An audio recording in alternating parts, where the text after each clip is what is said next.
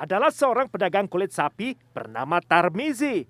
Usai bekerja terus berhari-hari, bapak satu anak balita itu akhirnya bisa pulang bertemu istri.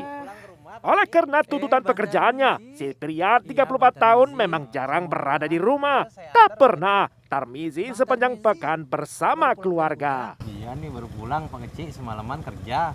Soalnya semalaman baru ada barang datang baru. Alhamdulillah. Ya udah saya Ayo, ikut. Pak Kecik, naik, Pak Kecik. Ya, siap. Udah Pak Kecik? Ya, siap. Ayo. Bismillahirrahmanirrahim.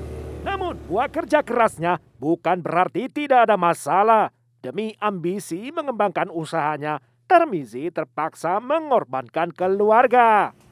Hanya Pak Keciklah atau kepala desa yang menjadi sahabatnya, bertukar pikiran atau konsultasi masalah rumah tangganya.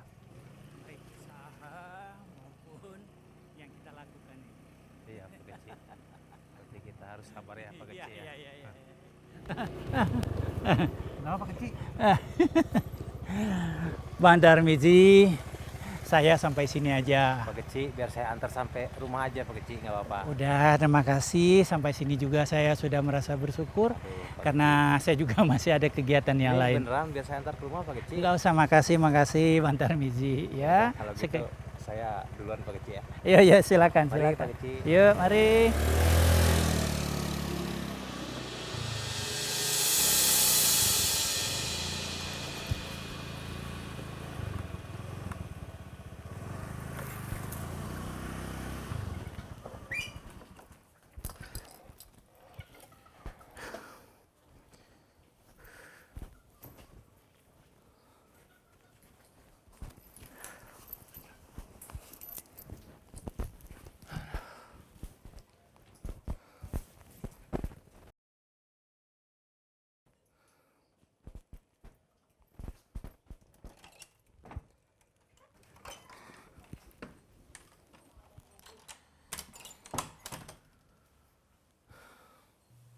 Tahun 2015 merupakan masa ujian terberat bagi rumah tangga pasangan Tarmizi dan Ita yang sudah menikah 4 tahun lamanya.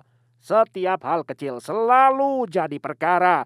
Terlebih ambisi Tarmizi tak sejalan dengan kemauan istrinya. Sehingga hubungan Tarmizi dan Ita Saryanti istrinya semakin merenggang saja.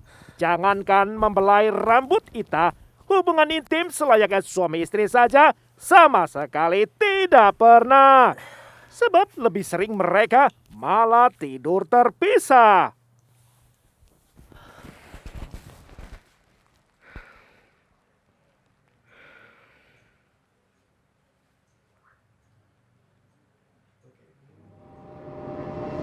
Mau bikinin Kentucky ya.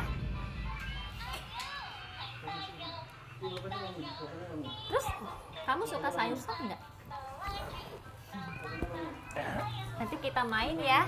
Bila bertemu anaknya, Tarmizi melepas rindu karena jarang di rumah. Namun entah kenapa, Ita malah jengkel dibuatnya.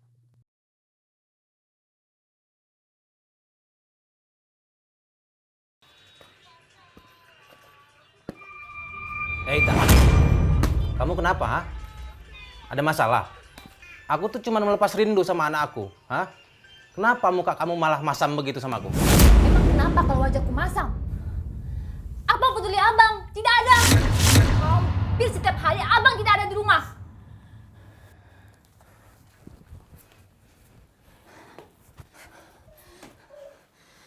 Dasar istri kurang ajar!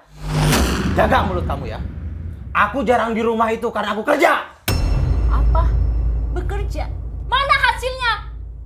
Jatah uang dapur saja tidak bertambah. Hampir setiap hari abang tidak ada di rumah. Urus di sanatku. Aku capek. Dasar kurang ajar. Kamu tahu? Hah? Aku itu bekerja buat nyari nafkah. Buat cari biaya anak sekolah. Biar anak kita tuh nggak seperti kita. Kamu mau? Aku duduk-duduk di rumah, menganggur. Dan kamu mau makan apa? Hah? Tapi abang udah gak perhatian lagi sama aku. Itu lagi masalahnya. Hah? Sampai kapan kamu begini? Coba belajar untuk lebih dewasa kamu. Hah? Apa jangan-jangan abang selingkuh? Abang udah punya istri muda.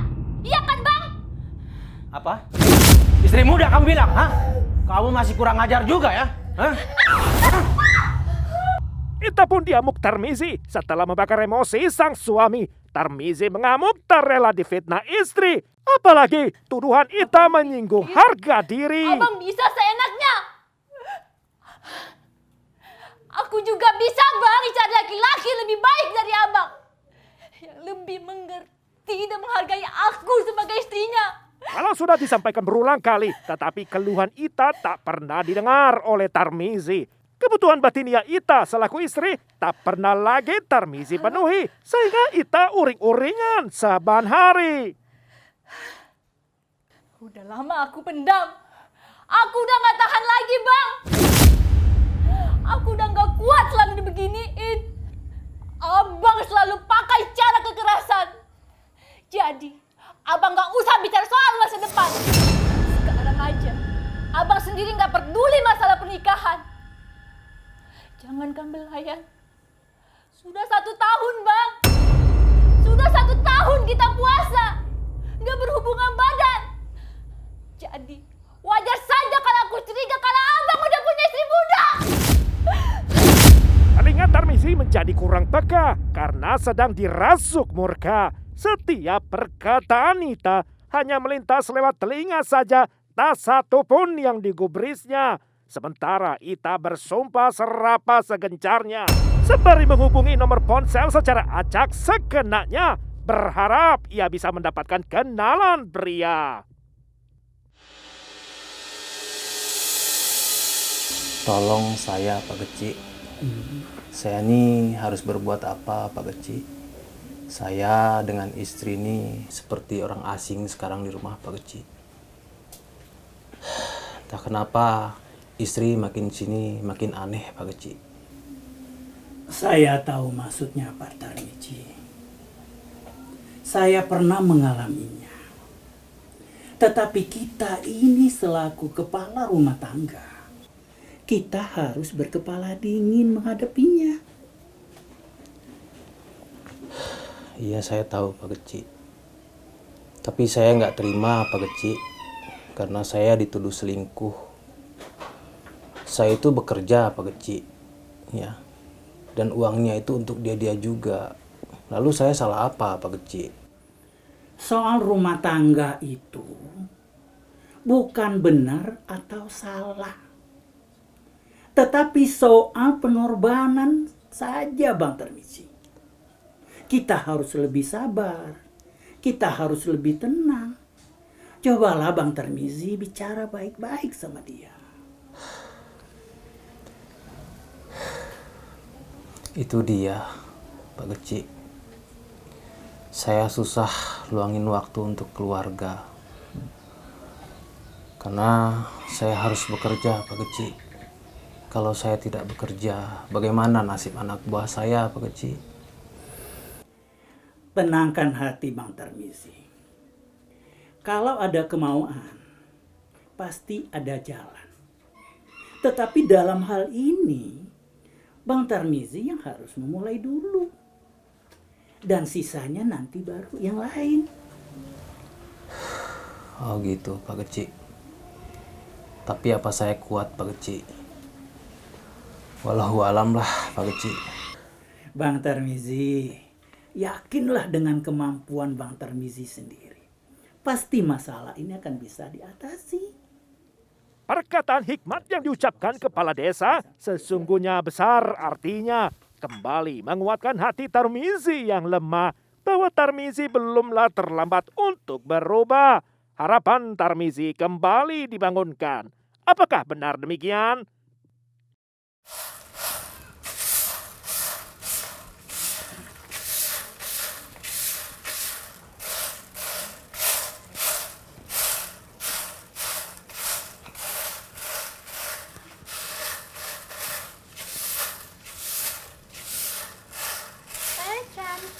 Iya, Cek. Gimana kabar? Baik, baik. Dece mau kemana? Dari pasar? Oh, belanja? Iya. Hari ini masak apa? Aku belum tahu, belum ke pasar. Oh, kirain udah ke pasar. Rame tadi. Lumayan ramai banget. Beli apa? Ita Srianti kembali menjalani rutinitasnya. Manakala Tarmizi sudah meninggalkan rumah untuk bekerja.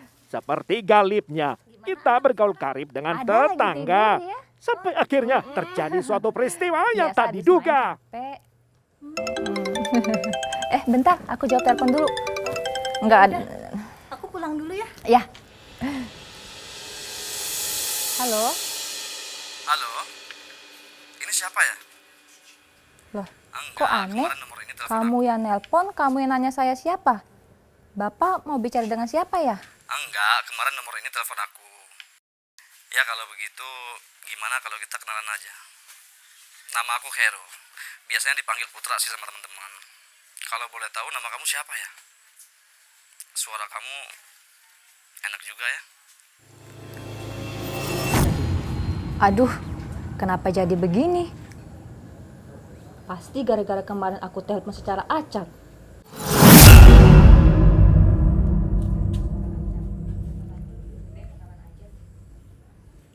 Halo? Kamu masih di situ? Dipuji kok malah diem aja sih. Ganggu ya? Ya udah maaf. Tidak mengganggu kok. Cuman aku heran aja kemarin emang miss call kamu bisa ditelepon balik. Padahal aku iseng-iseng aja.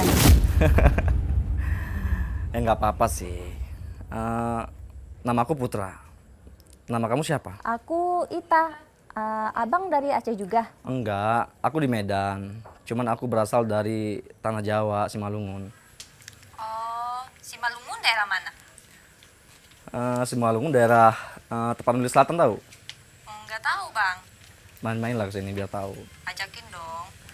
Ya nanti sih kalau aku ke Aceh nanti aku ajak kamu main ke Simalungun ya. Iya. Sejak hari itulah, tak disangka jalan Ita berkenalan dengan pria semakin terbuka. Awalnya berkenalan, lanjut berteman, saling bertukar pikiran, dan berbagi perasaan. Hingga akhirnya mereka berpacaran. Layaknya belahan jiwa, Ita berkeluh kesah pada Putra soal masalah rumah tangga serta keinginannya. Sosok Putra ternyata sesuai harapan Ita.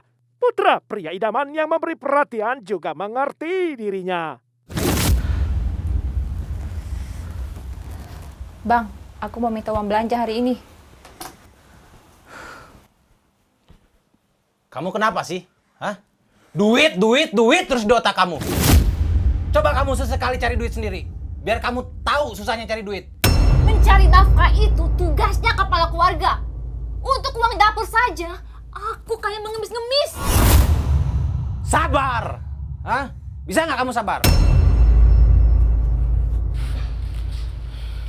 Hubungan antara Tarmizi dan Ita Nih. bertambah parahnya.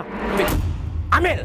Biar kamu puas Seperti sekalian. air dan minyak, ikatan cinta mereka terkoyak-koyak. Tersebab hati istri Tarmizi telah dibajak. Padahal Putra hanyalah pemuda pengangguran. Darinya sejatinya tak ada yang menjanjikan. Kendati demikian, sosoknya buat Ita Halo, Bang sangatlah Putra. pengertian. Iya, Dek. Selama Ada ini apa? berbincang via Kenapa? telepon, Emosi Ita aku, Bang. merasa Aku udah sangat nggak tahan nyaman. lagi.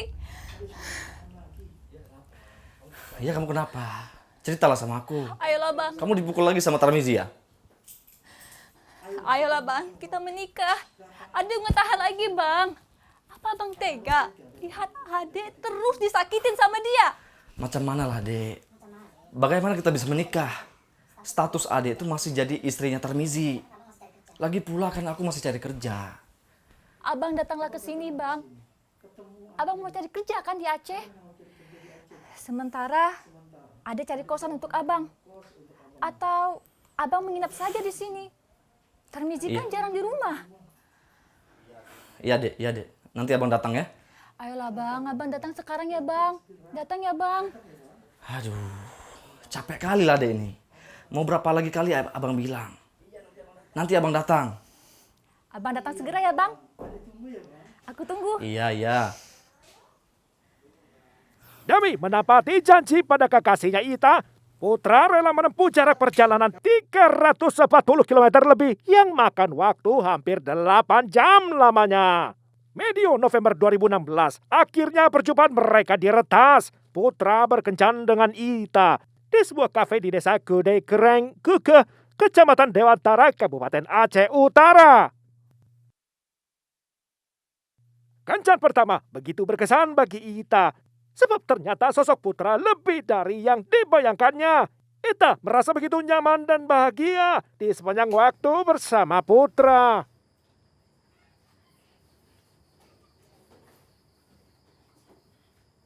Pada awal Desember saat kencan kedua, Ita langsung mengajak Putra ke rumahnya tanpa ada rasa canggung mengusiknya. Untuk mengelabui warga desa, Ita menjelaskan bahwa Putra ialah abang tirinya yang berkunjung dari Medan untuk melepas rindu dengannya. Oleh karena Tarmizi suaminya jarang berada di rumah, Ita hanya mengkhawatirkan warga desa saja.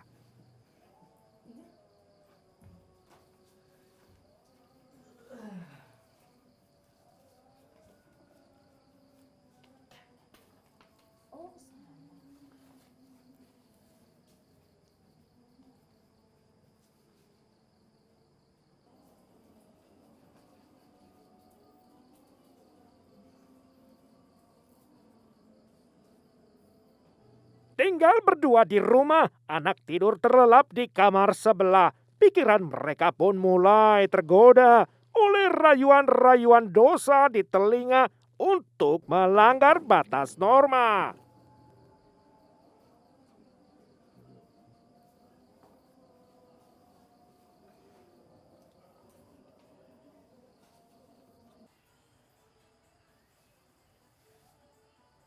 Awalnya ragu-ragu, Putra terlihat kaku.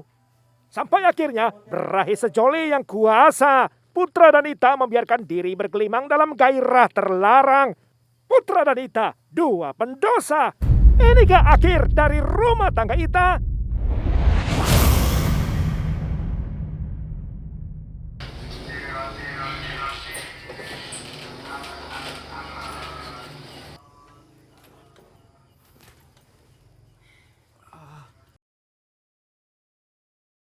Sesuai janjinya, Ita menyewa kamar kos untuk Putra. Lokasinya masih dekat rumahnya di Simpang Universitas Malikul Saleh, Kecamatan Dewantara. Sebab awalnya alasan Putra datang dari Medan ke Aceh urusan mencari kerja. Selain ada maksud tersembunyi Ita untuk memuaskan kebutuhan batinnya. Terhitung sudah 2 malam Putra menginap di rumah Ita. Berturut-turut pula pesta pora mengumbar hawa nafsu mereka.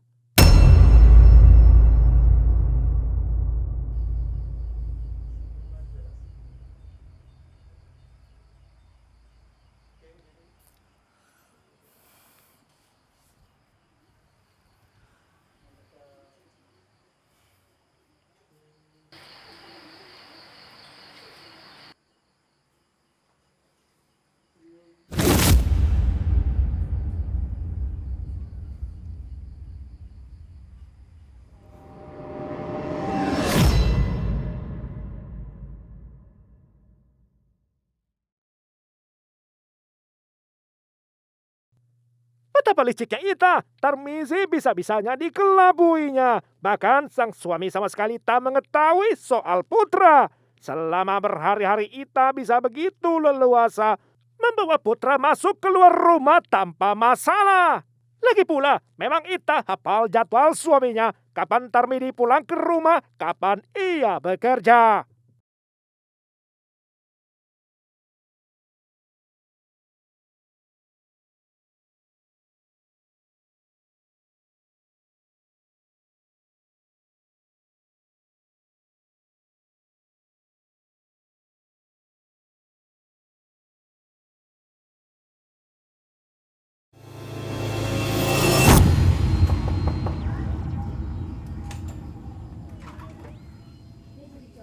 Dua jam berlalu, tiba-tiba Tarmizi pulang dengan penampakan lusuh.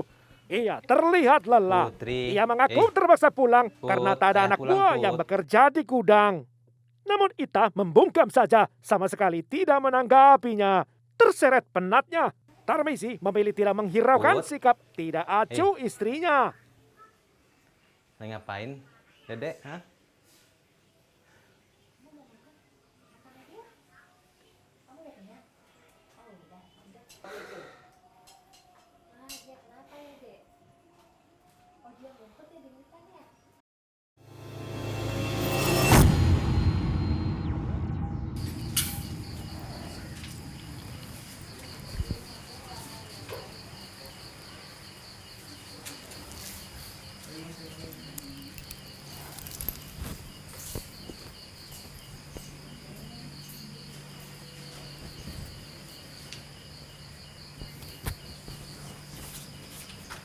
Bacalah pola. Bila Tarmizi bekerja, Ita menyusupkan Putra ke dalam rumah. Asik berselingkuh sebebasnya, seolah-olah sepasang suami istri saja.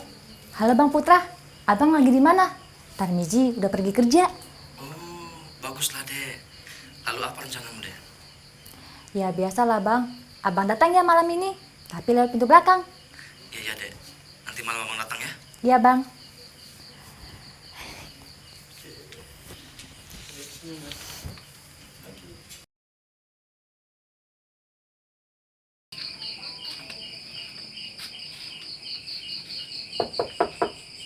Tak.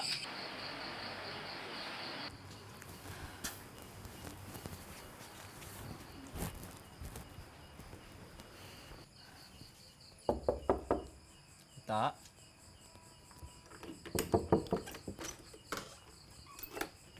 Hari itu malam Jumat, Masuk, Bang. ialah malam kencan mereka yang keempat. Rahasia perselingkuhan laknat sudah setahun lamanya tertutup rapat. Bejat makin berlipat, sebab nyawa Tarmizi juga bakal diembat.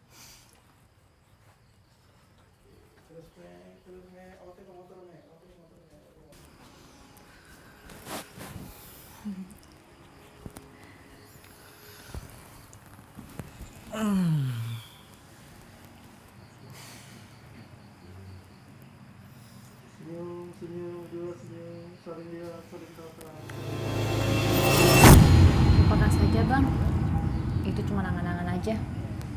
Loh, kok begitu sih, Dek? Jadi Adek nggak mau nikah sama abang? Bukannya ada yang nggak mau Abang sayang. Abang kan tahu sendiri, si Tarmizi masih status suaminya Adek. Kalau Adek dan si Tarmizi belum bercerai, lupakan saja rencana pernikahan kita. Jadi macam mana, Dek? Apa rencanamu sekarang?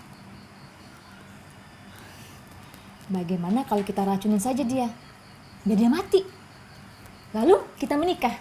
Ah, jangan diracun. Jangan pakai racun. Kalau diracun nanti mulutnya bakal berbuih. Ah, payah sekali Abang ini. Belum dicoba aja udah mundur duluan. Sebel aku. Dek mau kemana, Dek?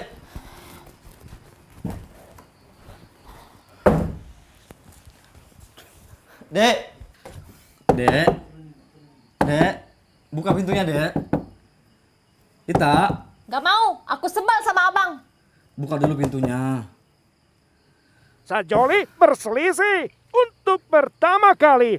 Pasalnya, Putra Aku nggak terkejut mau mendengar mendesak. usulan Ita yang ngebet Sebentar lagi. menghilangkan nyawa suaminya. Dan aku juga Putra nggak yang mau lebih sentuh laki rasional pelacur. menimbang-nimbang usulan aksi Apalagi kriminal aku harus mengakhiri dengan hubungan penjara tersebut. menjadi risiko final. Sementara Ita yang emosional dinilai Putra sudah kehilangan akal. Namun khawatir hubungan mereka bubar, akhirnya usulan Ita diamini Putra dengan bersedia menjadi pembunuh barbar.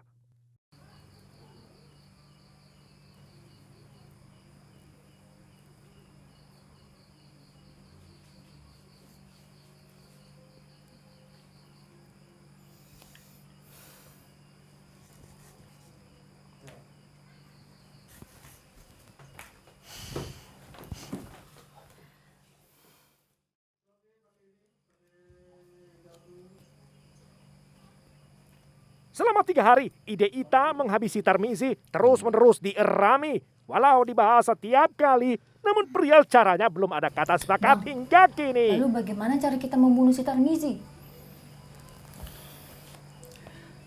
Gimana kalau aku cekik aja dia saat dia tidur?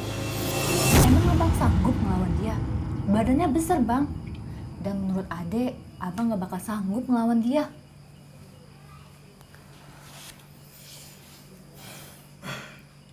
Gimana kalau aku pukul saja kepalanya di saat dia sedang tidur? Sudah, pukul saja. Terserah bagaimana caranya.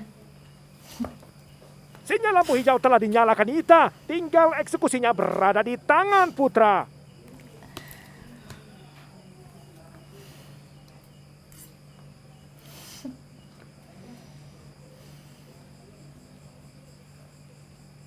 Ya udah, aku ke kamar dulu ya. Ya, Dek.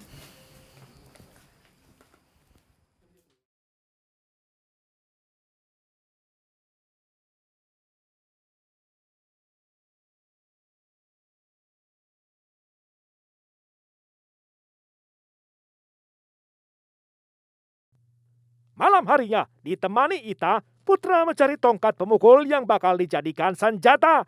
Lalu mereka menemukan sebatang kayu pohon delima, penyangga pohon mangga. Batang kayu delima kemudian dipotong dan diraut sedemikian rupa agar Putra gampang menggenggamnya.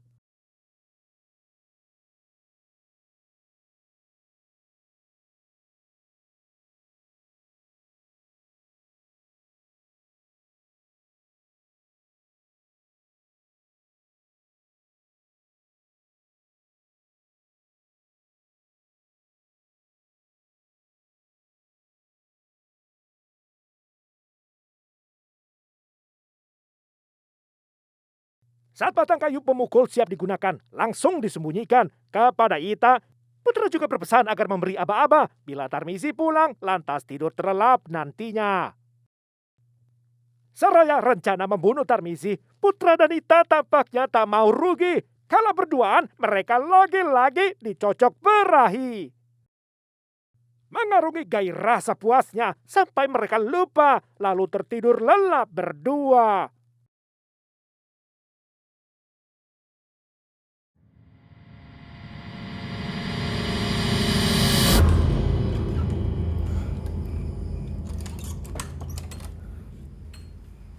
Hingga fajar mereka, tiba-tiba Tarmizi suami Ita mendadak muncul di rumah. Dalam kondisi badan masih lelah, Tarmizi terkejut melihat Ita berada dalam pelukan pria fitnah yang aku. tak dikenalnya. Ternyata Sontak kamu yang berzina. Tarmizi murka. Bangun! Bangun! Cepat! Lepasin dia, Bang! Ikut aku! Ikut aku! Kurang ajar kamu, ha? Bang, apa kamu udah waras, ha? Bang, lepasin dia, Bang. Dia nggak salah, Bang. Lepasin dia. Kerja, kamu malah berzina di sini. Nah, di mana moral kamu? Bang, tolong ha? lepasin dia. Hah? Siapa kamu, ha? Ngapain kamu di sini? Aku adik dirinya Ita, Bang. Dari bapak yang pertama. Omong kosong kamu, ha? Emang kamu pikir saya percaya? Hah? Udah berapa kali kamu berzina di sini? Berzina apa, Bang? Aku nggak ngapa-ngapain, Bang. Kosong kamu. Gue nggak pernah ngapa-ngapain, Bang. Bunuh kamu. Bang, aku bisa jelasin, Bang. Lu ngajar kamu. Bang, aku bisa jelasin, Bang. Hah? Gak usah banyak. Kenapa? Hah?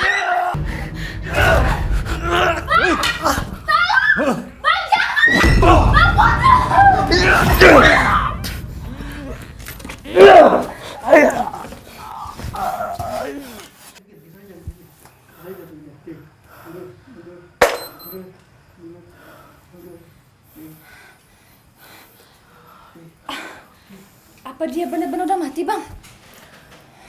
Nggak tahu aku. Coba kamu periksa saja.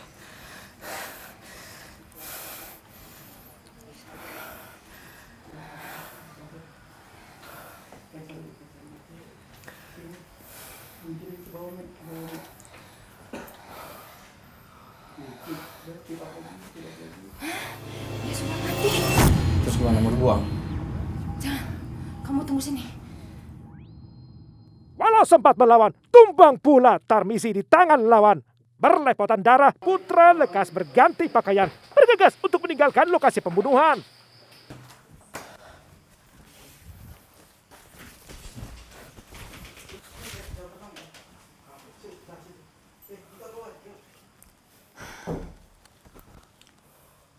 Ini abang pegang kunci motor dan BPKB motorku. Abang pergi aja duluan, nanti dia mau nyusul abang. Iya, Dek. Lantas Putra bergegas meninggalkan rumah, dibekali pula uang tunai hampir 5 juta rupiah dalam bagasi motor Ita. Rencana selanjutnya, Ita akan merangkai cerita bahwa kawanan perampok membunuh suaminya. Namun seperti permintaan Putra, Ita akan memberitahu warga selang 1 jam setelah kaburnya sang pacar agar Putra sudah terbilang jauh posisinya untuk dikejar.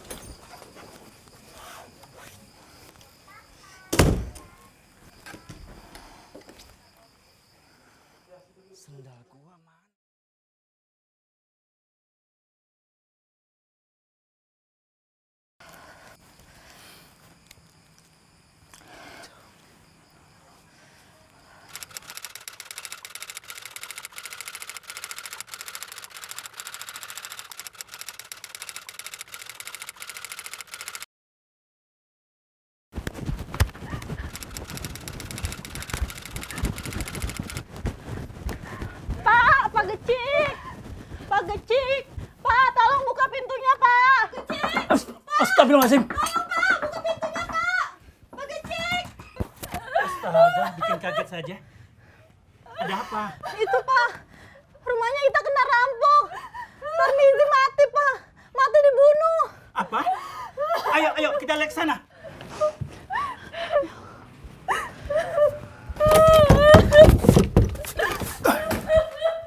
Astagfirullahaladzim. Bang Tarmizi. Silakan di luar.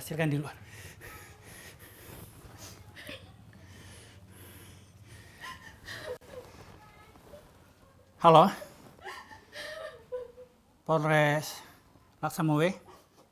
Maka gemparlah warga desa. Tarmizi terbujur kaku tak bernyawa. Polisi didatangkan ke lokasi peristiwa lantas memeriksa lalu menahan Ita. Terima kasih, Pak. Sebab dalam pemeriksaan, keterangan Ita diragukan hingga akhirnya Ita mengakui perbuatan setelah dicecar dengan segudang pertanyaan. Lantas terungkaplah kebenaran.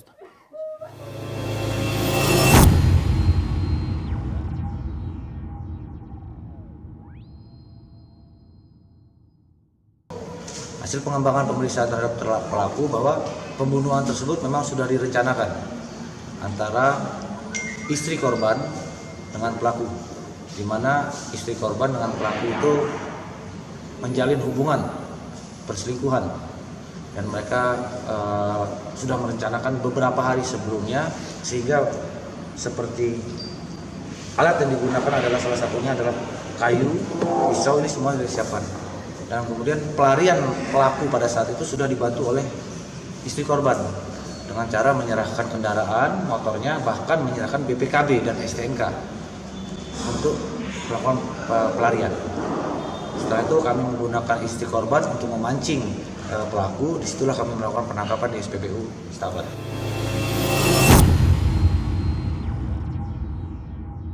Polisi menangkap Putra kemudian dengan taktik Ita dijadikan sebagai umpan jebakan. Kedua tersangka di pengadilan lantas didudukan sebagai terdakwa. Pasal yang didakwakan jaksa adalah pembunuhan berencana secara bersama-sama. Pada 13 Juli 2017, Majelis Hakim Pengadilan Negeri Lok Sukon mengetukkan palu putusan. Amarnya menyatakan kedua terdakwa terbukti bersalah serta menjatuhkan pidana penjara seumur hidup lamanya. Tarmizi si pedagang kulit sapi, cerita tumbal cinta gelap sang istri.